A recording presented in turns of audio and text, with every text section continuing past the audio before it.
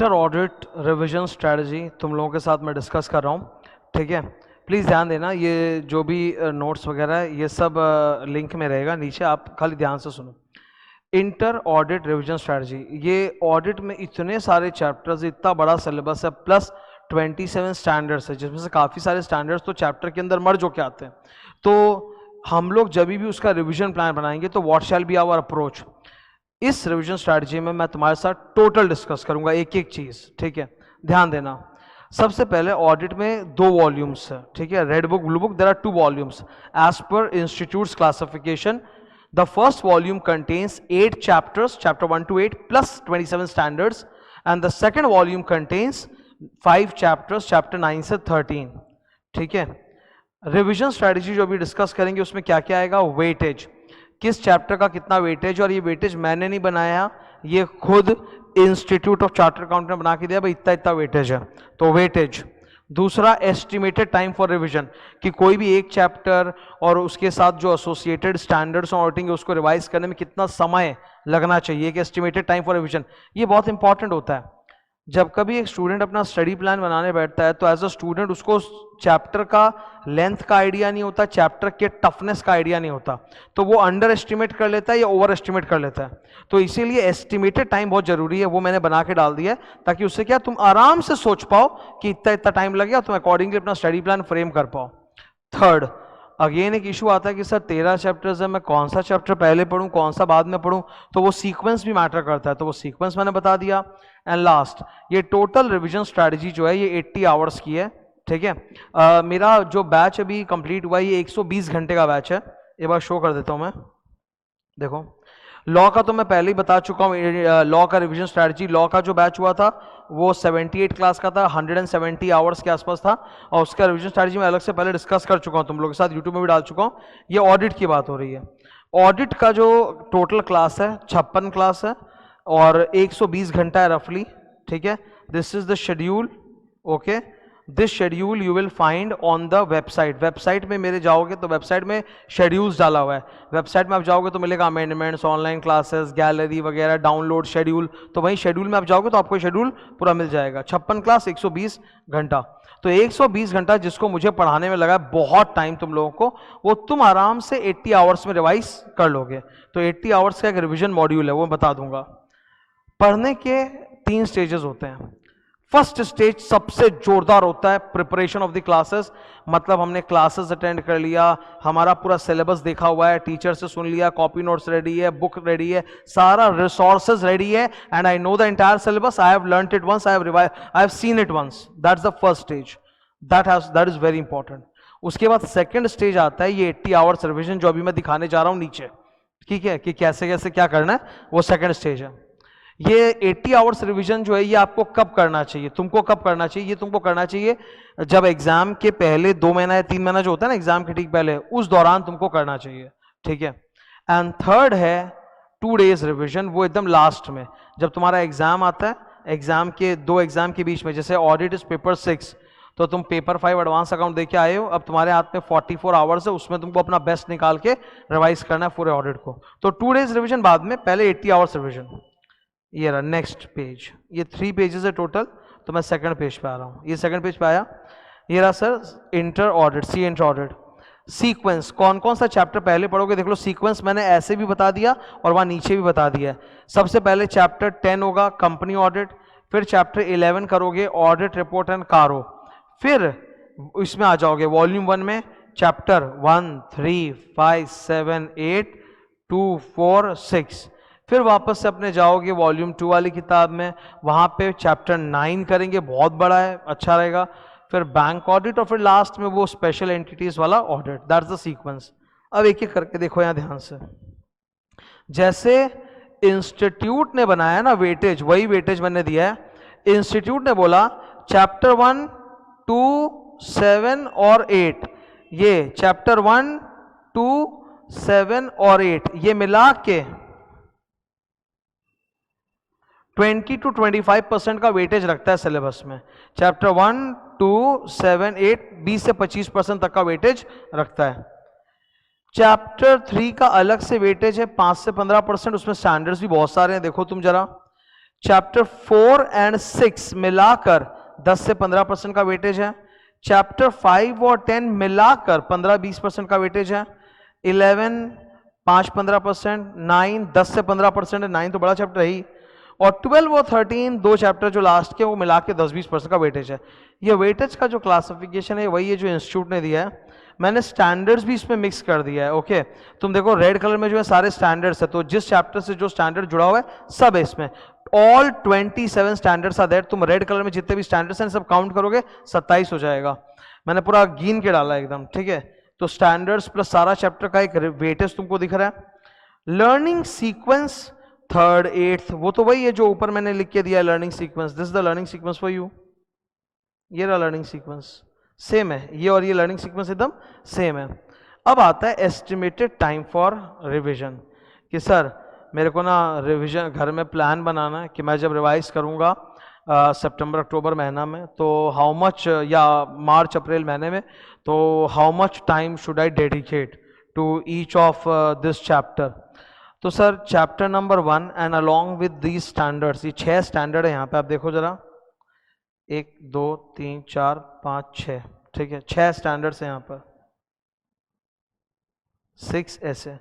तो ये chapter 1 plus 6 standard मिला के आपको रिवाइज करने में 8 घंटा लग जाएगा, बिकॉज 6 स्टैंडर्ड्स भी है, ठीक है।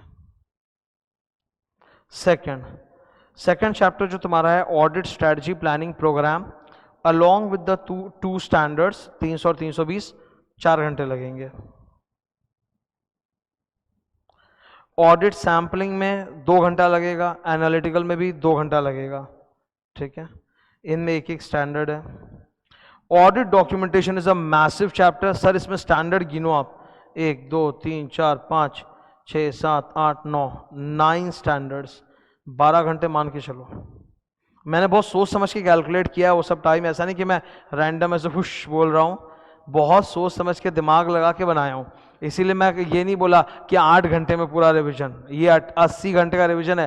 पढ़ाने में 120 घंटा लगा है मुझे, तुमको रिवाइज करने में 80 घंटा तो लगेगा। तो ये बहुत सोच समझ के बनाया हुआ, ऐसे समझना कि सर ने बस ऐसे बनाने को बना दिया, बहुत मेरा थॉट गया सर इसमें।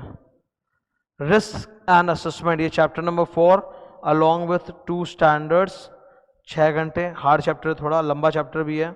चैप्टर 6 छोटा चैप्टर है, 2 घंटा। चैप्टर 5 अगेन छोटा चैप्टर है, 2 घंटा में हो जाएगा, एक स्टैंडर्ड उसमें। कंपनी ऑडिट पहला चैप्टर होता है, क्योंकि अच्छा कंपनी ऑडिट चैप्टर ऐसे तो इजी है, करने को 3 घंटा में भी कर सकते हैं, बट क्या है कि लर्निंग सीक्वेंस या रिवीजन सीक्वेंस में कंपनी ऑडिट चैप्टर हमेशा फर्स्ट आता है। तो पहली बार जब आप कोई ऑडिट सब्जेक्ट में उठा के पहला चैप्टर करते हो तो ऑटोमेटिकली जो माइंड होता है ना वो डिटेलिंग में चला जाता है। तुम एक एक लाइन को, एक एक वर्ड को ऐसे तुम चाट चाट के पढ़ते हो, तो उस वक्त टाइम ज़्यादा लग जाता है। सो फर्स्ट चैप्टर है, उसको रिवाइज मारो तो एक बार तो टाइम ज़्यादा लगा ही दोगे उसमें, 8 घंटा। ऑडिट रिपोर्ट एंड कारो, इसमें 4 स्टैंडर्ड तो ऑडिट रिपोर्ट वाले हैं और एक 710 वाला स्टैंडर्ड है। स्टैंडर्ड्स की वजह से इसका 8 घंटा टाइम लगे, और ऐसे ही बड़ा है, ऑडिट रिपोर्ट है फिर कारो है तो टाइम लगता है। Chapter 9 is a massive chapter, इसमें मैंने पूरा डिटेल में इसको डिस्कस किया, एक एक वर्ड पढ़ा है इसमें, ये बहुत मेहनत से पढ़ना। इसका वेटेज भी देखो आप अच्छा खासा, 10 से 15%, 10 घंटा तो मान के चलो, ठीक है। बैंक ऑडिट 6 घंटा, स्पेशल ऑडिट 8 घंटा। स्पेशल ऑडिट में मैं 8 घंटा बोल रहा हूँ, तुम लोग में से कई जन बोलोगे सर 1 घंटे में करके दिखा दूंगा। वो 1 घंटे में आप कैसा करोगे वो आप जानते हो, ठीक है। मतलब आपको फिर लिखने बोला जाएगा ना तो आप लिख कुछ नहीं पाओगे। तो प्लीज़ तो ये मत बोलो कि मैं 80 घंटे को बैठ के 8 घंटे में करता हूँ, फिर वो रिविजन नहीं हुआ, वो कोरम पूरा करना हुआ, मतलब ऐसे ही फिर फ़ायदा नहीं हुआ, एग्जाम में जाके लिखने लायक नहीं रहोगे, ठीक है। तो टोटल अपना रफली 78 आवर्स यानी 80 घंटे का रिवीजन का शेड्यूल निकल के आ रहा है। ये स्टैंडर्ड्स गिन लो ज़रा, देखो 27 तो होना ही चाहिए, 6 2 8 9 10 19 19 2 19 2 21 22 5 27, ठीक है। तो पूरा 27 स्टैंडर्ड से वो लिख के दिखा दिया, कई जो सोचे कि 27 नहीं है, इसमें सारे हैं। ये वेटेज वगैरह भी आप देख रहे हो, पूरा लर्निंग सीक्वेंस बना दिया, एस्टिमेटेड टाइम है। ये बहुत ज़्यादा हेल्प करेगा तुमको स्टडी प्लान बनाने में। मेरी बात को ध्यान से सुनना, मुझसे बहुत सारे स्टूडेंट हमेशा जिद करते रहते हैं, क्या है कि हमेशा ये जिद होता है कि एक मैराथन करा दो, एक रिवीजन का वो करा दो. See I am not in favour of that and मेरे को वो सूट भी नहीं करता. मैं क्लास जब पढ़ाता हूं तो उसी में मैं अपनी इतनी ताकत, इतनी ऊर्जा झोंक देता हूं कि एक एक चीज कवर कर देता हूं.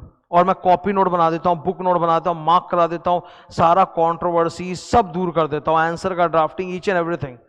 और वो जो मेरा कॉपी नोट्स और बुक है, that is the thing that you have to revise. जब पढ़ लिए एक बार, मेरे को सुन लिए, सर हाँ आपसे पढ़ लिया, आपका बोला बात याद आता है, तो मेरा बुक कॉपी पढ़ोगे ना, तुमको मेरी आवाज सुनाई देगी, तुमको याद होगा, हाँ सर ऐसा बोला था क्लास में, ऐसा बोला था, ऐसा बोला था, ऑटोमेटिक आएगा तुम्हारे अंदर से. तुम रीड मारो कमेंट, ऐसा बोला था, पूरा कहानी. तुम एक लाइन पढ़ोगे, तुमको मेरा बोला पूरा कहानी याद आ जाएगा.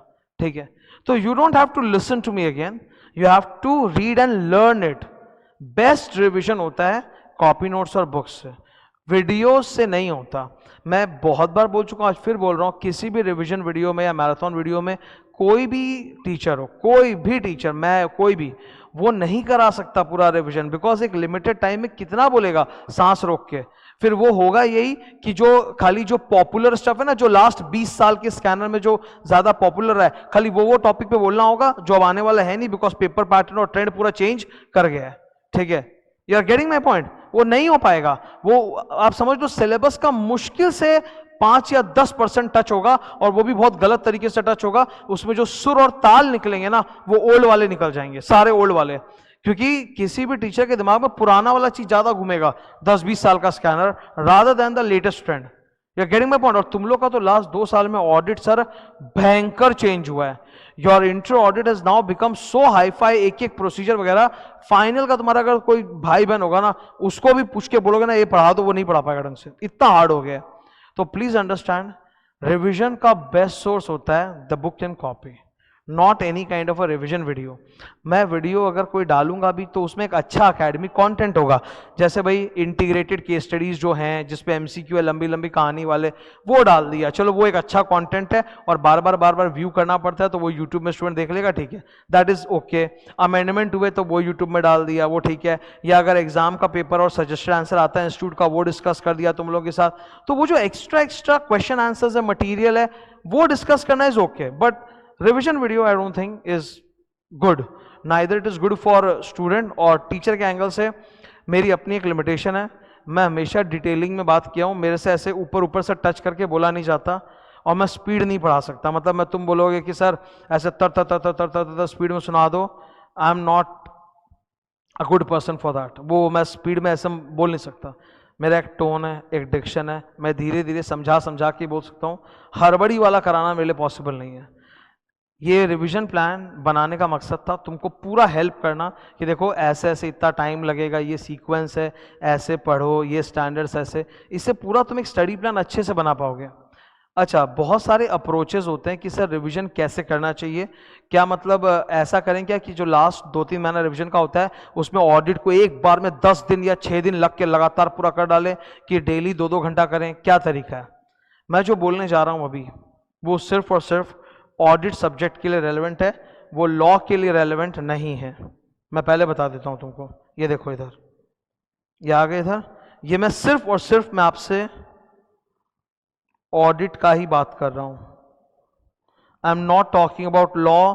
लॉ में 2 अप्रोच होते हैं, वो सब मैंने लॉ वाले रिवीजन का जो वीडियो बना के डाला था ना, मेरे ख्याल से मैंने अप्रैल में डाला होगा, 28 अप्रैल को, उसमें लॉ का अलग है. ये सिर्फ मैं ऑडिट की बात कर रहा हूं आपके साथ. अब चाहे आप 3 महीने में रिवाइज कर रहे हो लास्ट, या लास्ट 2 महीने में रिवाइज कर रहे हो, ऑडिट के लिए बेस्ट ये अप्रोच है. रीजन क्या है? लैंग्वेज. लॉ में हम अपने लैंग्वेज के ऊपर चढ़ना जरूरी नहीं है. हम बात को समझ गए, अपने ओन लैंग्वेज में एक्सप्रेस करके आ गए, हमको फुल मार्क्स मिलेगा, कोई दिक्कत नहीं है. ऑडिट में ये नहीं होगा. ये तुम मेरे साथ सुन लो, तुम अभी एकदम कच्चे खड़े हो, इंटर में हो, फाइनल में भी कल जाओगे, प्लीज सुन लो. ऑडिट में अगर बुक की लैंग्वेज नहीं लिखोगे ना, नंबर नहीं मिलेगा. तुम हॉल से बाहर निकलोगे एकदम चौड़े हो, कह रहे मेरा 90 आएगा, ठीक है, पता चलेगा तुमको 40 टच नहीं हुआ तुम्हारा. बुक का लैंग्वेज चाहिए. ऑडिट रिक्वायर्स बुक का language. In audit paper book language matters a lot. Read the book का लैंग्वेज, मेरे कॉपी नोट्स भी बुक के लैंग्वेज में होते हैं, उसको बार बार पढ़ो, बोलो बोलो बोलो, तो धीरे धीरे वो तुम्हारे अंदर ही घुस जाएगा, वो लैंग्वेज नेचुरली निकलेगा। हर सब्जेक्ट का ना एक रिदम होता है, एक टोन होता है, एक पार्लेंस होता है, और बोलते बोलते बोलते वो नेचुरल हो जाता है, ठीक है, मतलब एकदम ऑटोमेटिक निकलेगा। तो अगर तुम उसको बार बार रीड कर रहे हो, पढ़ रहे हो, तो वो एकदम नेचुरल निकलेगा, ठीक है। पॉइंट बेस्ड आंसर जो होते हैं ऑडिट सब्जेक्ट में कि 5 फैक्टर्स बताइए, 4 फैक्टर्स बताइए, तो जब आप पॉइंट्स वगैरह लिख रहे हो ना, तो वहां पे मतलब बुक के पॉइंट्स को स्टिक करना, अपना पॉइंट, अपने मन का पॉइंट मत डाल देना, ठीक है, स्टिक टू बुक का पॉइंट्स।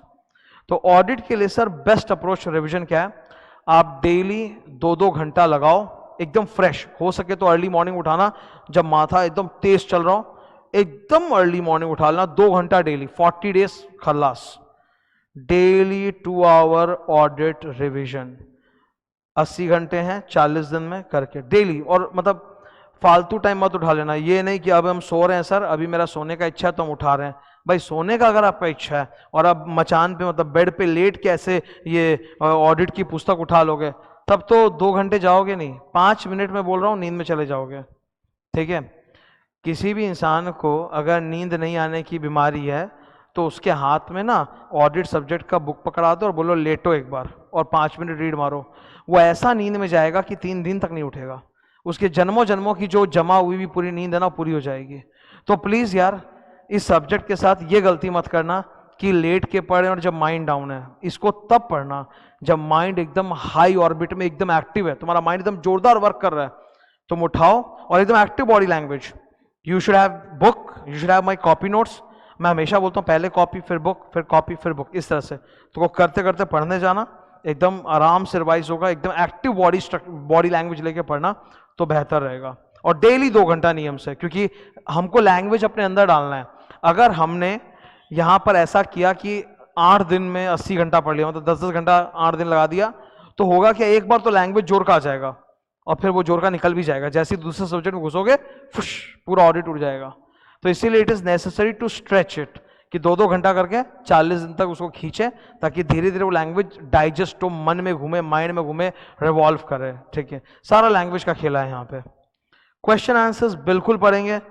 कई ऐसे अजीब स्टूडेंट होते हैं जो पूछते हैं सर क्वेश्चन आंसर छोड़ के पढ़ें क्या, क्या मजाक कर रहे हो, पढ़ते तो पूरा ही पढ़ोगे ना यार, मैंने जो तुमको एस्टिमेटेड टाइम दिया 80 घंटा, उसमें क्वेश्चन आंसर का भी टाइम है, क्वेश्चन आंसर पूरा क्लास में डिस्कस किया हुआ है, जब तुम खोलोगे तो सब मार्क वार्क किया हुआ है, फटाक से क्वेश्चन का क्लूज वगैरह सब तो मेरा लिखा है, वो मार्क करा हुआ है, देखते एकदम पूरा याद आएगा, हाँ ये क्वेश्चन था ये आंसर है, हाँ ये क्वेश्चन था ये आंसर है, तो क्यों छोड़ के जा रहे हो, वही वापस से उठ के आ जाएगा एग्जाम में। अगर वही कम से कम आप समझो कि 120 मार्क के पेपर में 30 to 35 मार्क का क्वेश्चन आंसर ऐसा होगा जो मतलब एकदम डायरेक्ट रिपीट टाइप का होगा, 30 मार्क्स तो होगा ही जो रिपीट टाइप का होगा। तो why are you leaving it, करो अच्छे से करो। 30 नंबर अगर वहां पे आ गया मैच करता हुआ, उसमें तुम बढ़िया से लिख के 25 भी उठा लोगे, तुम्हारा काम तो हो गया, 25 मार्क तो वहीं उड़ गए तुम्हारे। तो प्लीज छोड़ना नहीं है, क्वेश्चन आंसर भी पूरा करके चलना है। तो ये एक रिवीजन स्ट्रैटेजी तुम्हारे साथ मैंने डिस्कस की अभी, ओके। फर्स्ट स्टेज सबसे इंपॉर्टेंट होता है, वो है क्लासेस वाला, कि क्लासेस देख ली, नोट्स बना लिया। सेकेंड इज 80 आवर्स रिविजन जो भी डिस्कस किया, and last is 2 day revision. 2 day revision कैसे करना है नहीं करना, उसका क्या प्लान है वो मैं आपको बाद में बताऊंगा जब एग्जाम टाइम नियर आएगा तब। अभी 80 आवर्स रिविजन पे आपका ध्यान होना चाहिए। अब आप वो 80 आवर्स कल से ही चालू कर सकते हो, या वो 80 आवर्स आप बाद से चालू कर सकते हो, it is up to you, okay, it is up to you. In group two I am telling you, 4 paper है ग्रुप 2 में, और ग्रुप 2 में क्या थ्योरी का वेटेज ज्यादा होता है, एडवांस अकाउंट्स रहता है ये थोड़ा अपर लेवल का, फिर ऑडिट पेपर आ जाता है 100 नंबर, ये तो थ्योरेटिकल है। एफएम इको में भी वो 40 मार्क का शायद इको है जो थ्योरी है, और ये क्या नाम है तुम्हारा एक और EISSM 100 मार्क का थ्योरी। तो यहाँ ग्रुप 2 में थ्योरी का बोलबाला बहुत ज्यादा है।